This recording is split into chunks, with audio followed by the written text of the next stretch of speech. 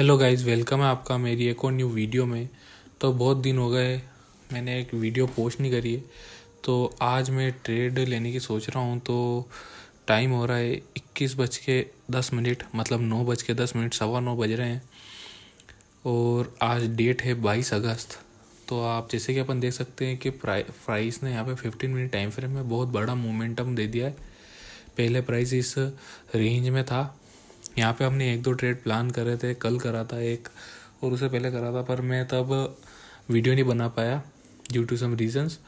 तो आज मैं एक वीडियो प्लान कर रहा हूँ। तो इसमें 5 मिनट टाइम फ्रेम में अगर अपन देखें, 15 मिनट में तो बन ही नहीं सकता क्योंकि अपने पास प्रीवियस में कोई यहाँ पे डेटा ही नहीं है, और है तो वो बहुत पुराना है। तो उसके बेसिस पे यहाँ पे ट्रेड लेना अभी पॉसिबल नहीं होगा, क्योंकि एक ये एरिया है, उसके बाद ये एरिया है।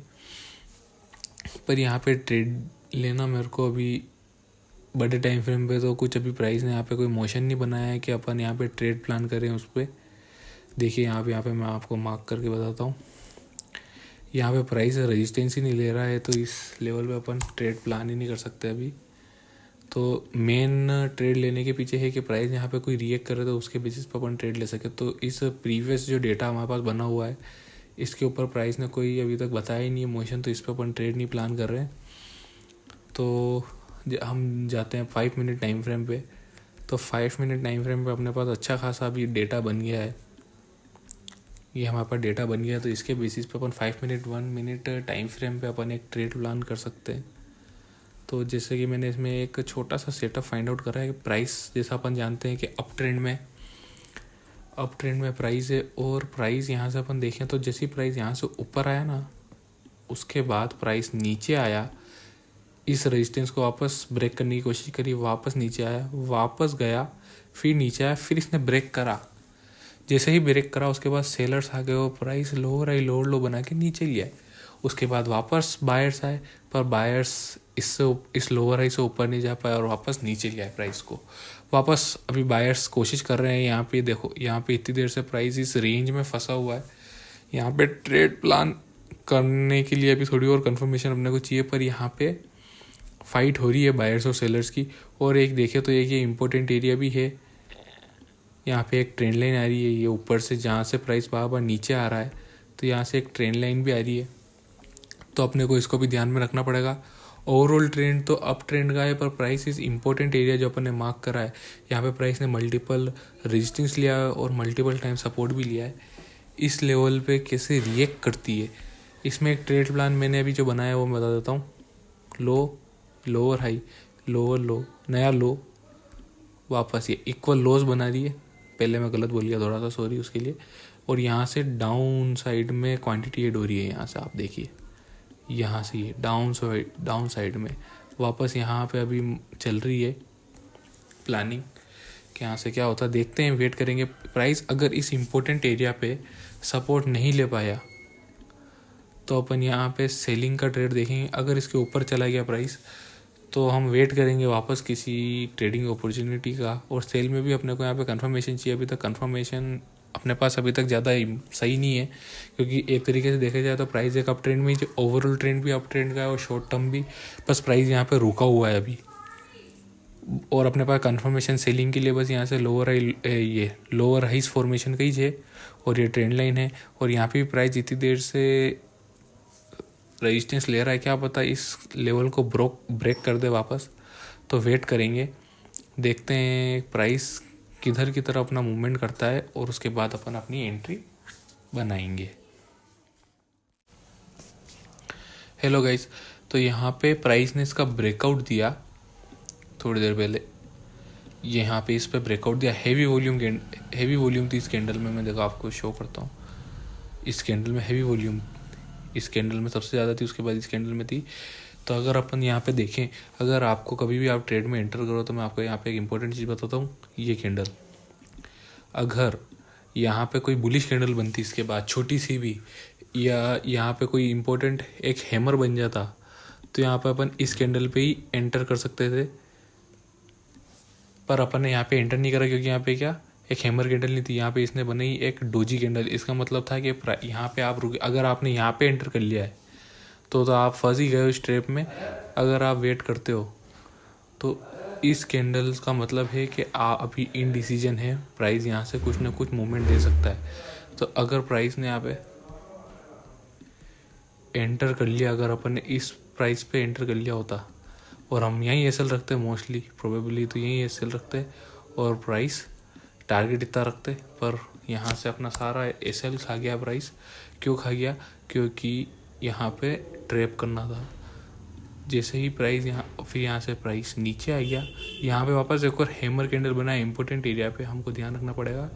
पर ये मोस्टली प्राइस ने यहाँ पे इसलिए बनाया है हाई लो लोअर हाई, नया लो लोअर हाई करके। इस अगर इसको तोड़ता है, अगर प्राइस इस लेवल को इंपॉर्टेंट एरिया को तोड़ देता है, तो अपन एक सेलिंग का ट्रेड लेंगे और अपना टारगेट रखेंगे इस इम्पोर्टेंट एरिया तक, और या इन दोनों में से कोई सा भी एक बड़े टाइम फ्रेम को देख के अपन एक यहाँ पे ट्रेड प्लान करेंगे।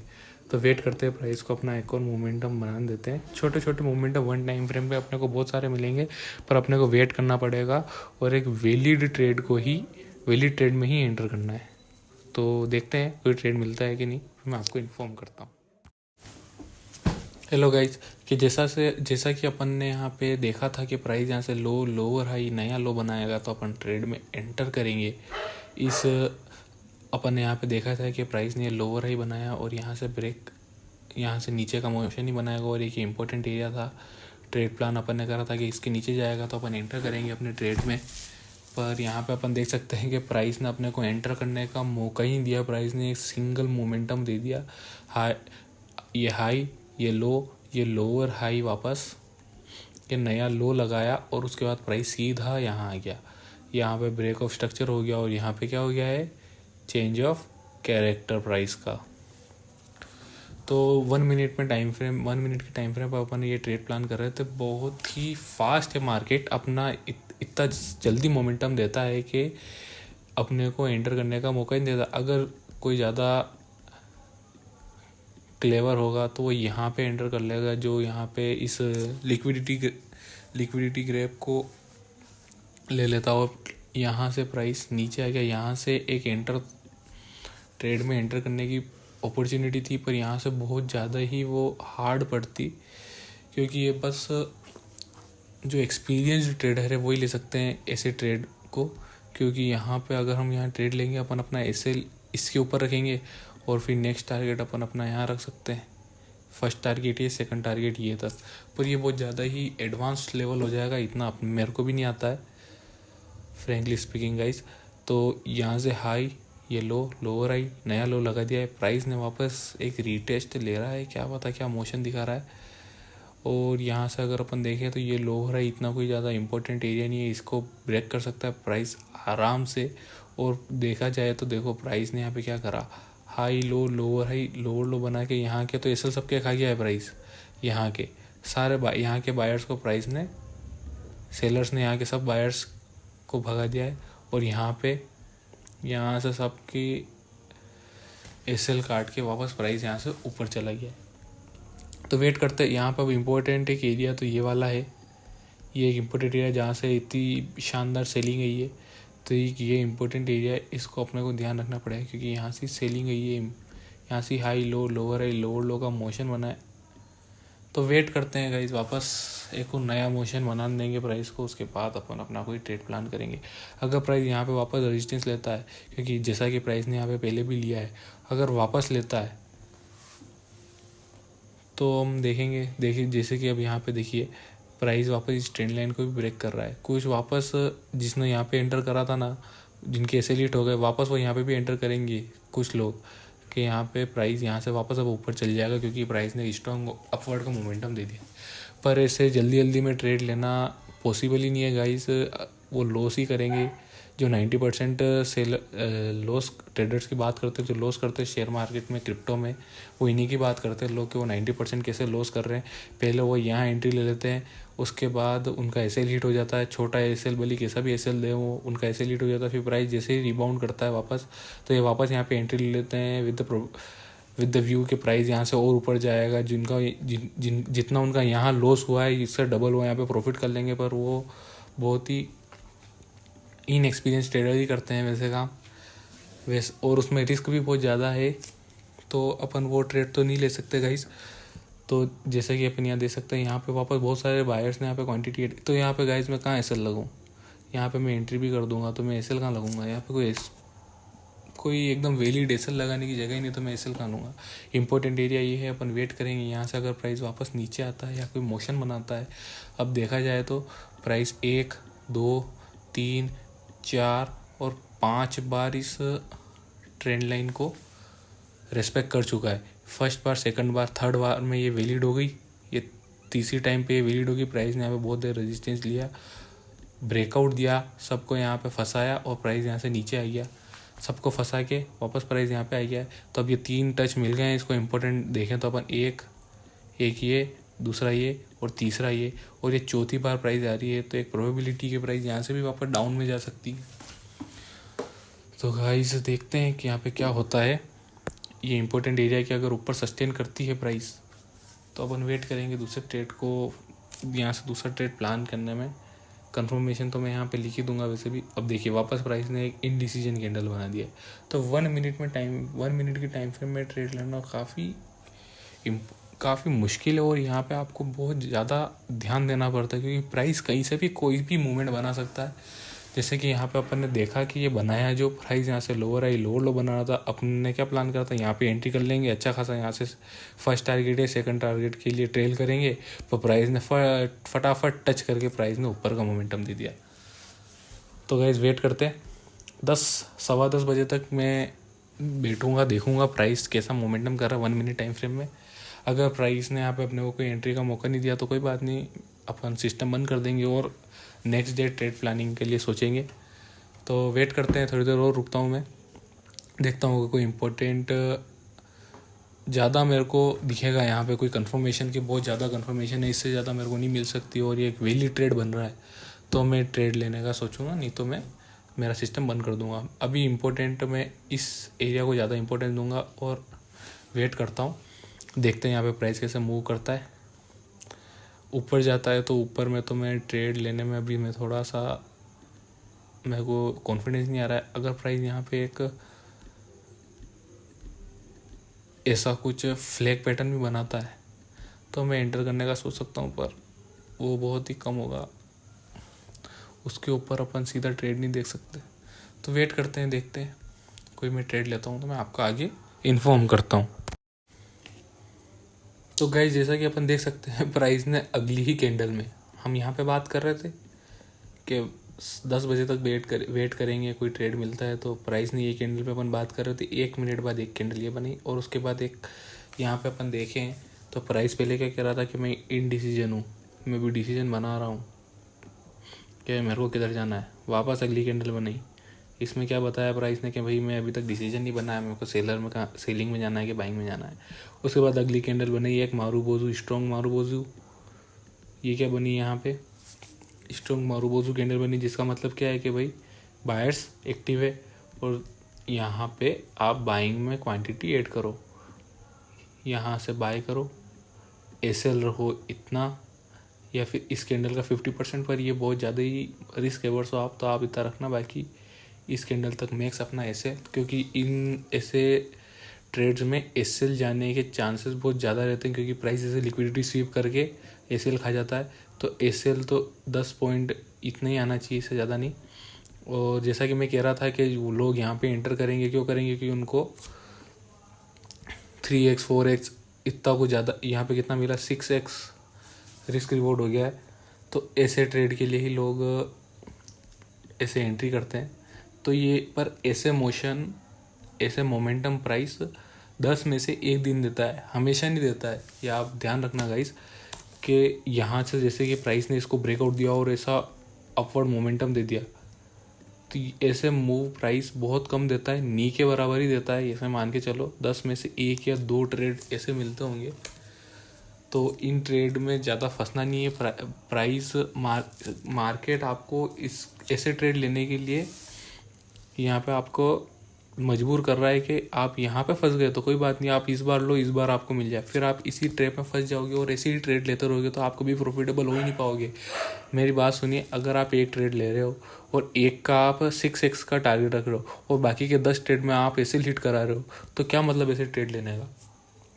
That's what I am saying कि यहाँ पे मार्केट तो कहता है कि आप यहाँ पे ट्रेड लो ऐसे ब्रेकआउट पे, मैं बड़ा प्रॉफिट दूंगा, पर वो छोटे छोटे जो लॉस करते हैं वो उस पूरे बड़े प्रॉफिट को खा जाते हैं गाइस।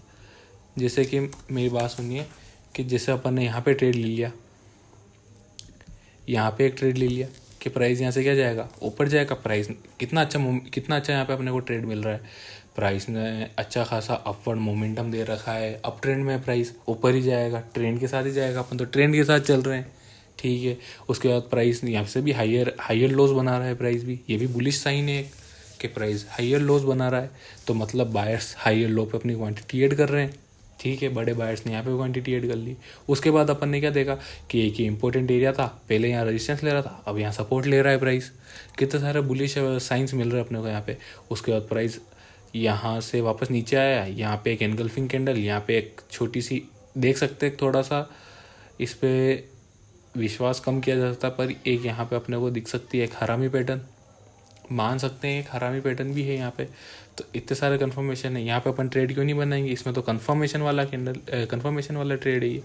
पर अपन ने ध्यान दिया था इस ट्रेंड लाइन पे, इसलिए अपन ने ट्रेड नहीं लिया। बाकी जो बिगनर ट्रेडर होते हैं वो तो यहाँ पे ट्रेड लेंगे और क्या सोचेंगे, यहाँ से हम टारगेट रखेंगे 1:2 का और इतना का। इसमें क्या हुआ, ऐसे लीट हुआ, चलो यहाँ से ऐसे लीट हो गया तो प्राइस दूसरे वापस बिगिनर वाला क्या देखेगा कि जैसे यहाँ से ब्रेकआउट हुआ एंटर कर, यहाँ पे अपने एंटर करने का मौका नहीं दिया प्राइस ने एकदम से बुलिश ऐसा सेलिंग मोमेंटम दिखा के अगली कैंडल बाइंग की बना दी। पर वो क्या करेगा, यहाँ पे या यहाँ पे क्वांटिटी ऐड करके बैठ जाएगा, एसएल अपना यहाँ पे ज़्यादा ही एग्रेसिव होगा तो यहाँ रखेगा, थोड़ा बड़ा होगा तो यहाँ रखेगा। अगर उसने यहाँ एसएल रखा, टारगेट उसका फर्स्ट तो यही रहेगा, हाई नया जो अपना जो लास्ट जो हायर लो था उधर तक, वहाँ तक आया नहीं आया, यहाँ फर्स्ट टारगेट तक भी नहीं आया, यहाँ से ही प्राइस ऊपर चला गया, तो सेलिंग में भी ऐसे लीट हो गया उसका।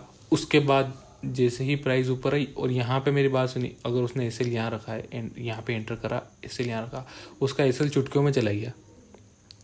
अगर वो ऑप्शन कर रहा होगा तो बहुत ही स्ट्रॉन्ग मोमेंटम में उसका एसएल कटा है तो उसका लॉस तो ज़्यादा ही होएगा, और अगर उसका फ्यूचर होगा तो कम लॉस होगा। उसके बाद उसने हिम्मत करके वापस यहाँ पे वापस ट्रेड लिया कि भाई मैं अब बाइंग में चल जाता हूँ। इतना ध्यान देगा नहीं पर वो जितना अपन तो यहाँ पे ध्यान भी दे रहे हैं कि प्राइस पहले क्या कह रहा था कि भाई डिसीजन बना रहा हूँ, उसके बाद एक बुलिश डिसीजन बना ही लिया उसने। अपन ने तो इतना देखा है, वो इतना भी नहीं देखता, वो क्या करता बिगनर, वो यहाँ पे एंट्री कर लेता, एसएल एग्रेसिव होगा तो यहाँ रखेगा इस कैंडल के नीचे, और एवर्स होगा तो थोड़ा नीचे रखेगा 20 पॉइंट का, और टारगेट रखेगा 1:2 का। फर्स्ट तो ये यहाँ पे फटाफट क्वांटिटी निकाल लेता वो, और जो एग्रेसिव में कह रहा हूँ वो थोड़ा बड़ा रख लेता, तो इतना बहुत मुश्किल है इतना टारगेट भी रखना, मैं कह रहा हूँ, क्योंकि मोस्ट ऑफ बिगिनर यही निकल जाते क्योंकि उनको प्रॉफिट दिखता तो फटाफट निकाल लेते। वो ये सोचते नहीं कि मेरा पहले इतना लॉस हो गया है तो मैं इसको ट्रेल करता हूँ, कोई बात नहीं, थोड़ा और ऊपर जान देता हूँ।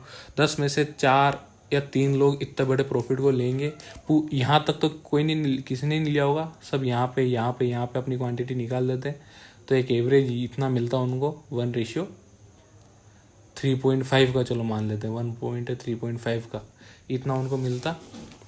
पर मैं एक बात कह रहा हूँ कि यहाँ पे उसने 20 पॉइंट खाए, यहाँ 20 पॉइंट खाए, ठीक है, 20 पॉइंट खाए उसने एसएल, 20-40 पॉइंट का तो एसएल खा गया उसका पहले से मार्केट, उसके बाद 80 पॉइंट दे रहा है, तो ये 1:2 ही हुआ है इसमें फिर, तो ये 1:2 ही हुआ है। 40 आपने पहले खा गए हो, उसके बाद आपको 40 मिला है, 3 ट्रेड में से एक ट्रेड सही हुआ तो 33% की एक्यूरेसी रह गई उस बिगनर ट्रेडर की। भले उसमें पैसा बढ़ गया, भले इसमें थोड़ा सा उसका प्रॉफिट हो गया होगा, पर वो बार बार इन्हीं ट्रेड में फंसता जाएगा और उसका एसएल जाता जाएगा। तो गाइस आप कमेंट करके बताना मेरे को आपका ये ट्रेड कैसा लगा, और ये प्राइस अब अपने इस लेवल तक जा रही है। मैं आपको बता देता हूँ 2 सेकंड, जो हमने 15 मिनट 1 आवर टाइम फ्रेम में जो अपन ने इम्पोर्टेंट एरिया मार्क करा हुआ, ये हाई वीक हाई है। अब ये वीक मीन्स कमज़ोर आई है, ये देखो मैं आपको बता देता हूँ, क्योंकि ये क्या लोअर एरिया है, पुराना है, तो टूटेगा ये। क्योंकि प्राइस ने बहुत देर से, प्राइस इतने टाइम से डाउन ट्रेंड में था, नीचे जा रहा था प्राइस। अब उसके बाद प्राइस ने यहाँ पे क्वांटिटी ऐड करी। आपको अगर ये जानना हो कि कौन सा मैं यूज़ कर रहा हूँ इंडिकेटर, तो ये लक्स सेल्को का स्मार्ट मनी कंसेप्ट है। इसके ऊपर अपने को पूरा निर्भर नहीं होना, डिपेंडेंट नहीं होना, ये बस अपने को आइडिया रखने के लिए मैं यूज़ करता हूँ कि अगर मैं स्मार्ट मनी का लगा रहा हूँ हाई लोअर लो, ब्रेकआउट स्ट्रक्चर हुआ कि नहीं, चेंज ऑफ कैरेक्टर हुआ कि नहीं, इसलिए मैं इस इंडिकेटर का यूज़ करता हूँ ताकि मेरे को पता चल जाए मेरा लेवल एक्यूरेट है कि नहीं। क्लियर है गाइस? तो प्राइस अपने इस हाई के पास भी आ रहा है, आना ही था, क्योंकि प्राइस तो अप ट्रेंड में, स्ट्रॉन्ग अप ट्रेंड में, जैसा कि मैंने आपको पहले बताया। ये चीज़ तो मैंने ऊपर ही ऊपर लिख रखी, प्राइस एक अप ट्रेंड में, तो सेलिंग का ट्रेड भी अपन नहीं ले सकते, पर अपन एक प्लान करते छोटे से, क्योंकि अपना टारगेट छोटा ही था, तो अपन बस इसके लिए लेते। पर चलो प्राइस अपन यहाँ पे भी बच गए।